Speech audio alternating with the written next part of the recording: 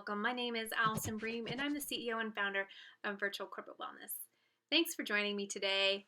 I wanted to talk a little bit about our comfort zones and specifically about the fact that corporate wellness might be out of your comfort zone. So there is a quote I really love by Neil Donald Walsh, and it says this: "Life begins at the end of your comfort zone." I love this for so many reasons, and mainly I first viewed this as kind of a personal um, just challenge instead of something for business. But, sometimes I had at some point to make a decision. Do I continue my 12-year career in corporate marketing, or do I step out in faith and trust what God is telling me that I should do for my life and just kind of go for it? Quit my job, quit my career, and try something new. And that was out of my comfort zone. I just wanted to stay. I want to stay comfortable. I want to stay, working with the company that I was at and just doing my corporate marketing thing because I was pretty good at it. So, just kind of taking that leap and going beyond and daring to try something new, was pushing me way out of my comfort zone. But now that I'm in my business and I've been doing it for a little while, I look at this quote a little bit differently now, especially from a business perspective.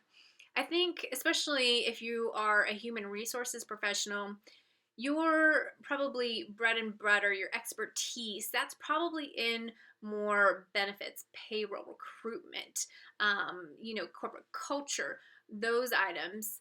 Corporate wellness might not be something that you're very comfortable in. And what I wanted to tell you is that although it's new, although you might not have time for it because you have all these other things on your plate, which is totally understandable.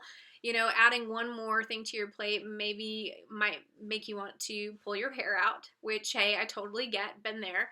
But I think that when you think about how to motivate your employees, when you think about how you can really infuse your corporate culture in different ways, and I think that corporate wellness has to be part of that conversation because, as mentioned before, corporate wellness and your company's culture, they go hand in hand. I kind of like to say your company's culture is kind of the words, your philosophy, the vibe that you set in the office. But I think corporate wellness is all of those things put into action.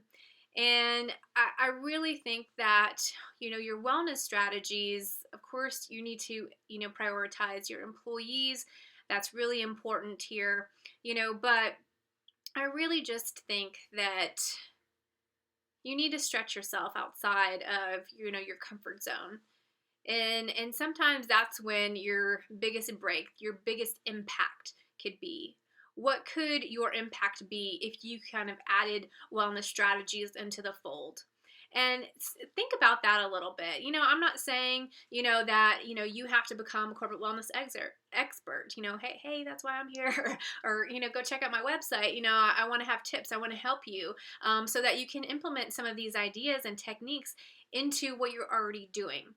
Now, I know that, again, like adding another thing to your plate, just might make you crazy, but that's not what I'm trying to do here. I don't want to add to your plate. And I definitely don't want to push you so far out of your comfort zone, that it makes you uncomfortable. But at the same time, I think it's important to try to stretch ourselves and look at different avenues, especially as it relates to the strategies we take with our employees, because I think sometimes the status quo, what we see people doing all the time, it doesn't always work, especially because your business, your set of employees that you have employed right there are unique.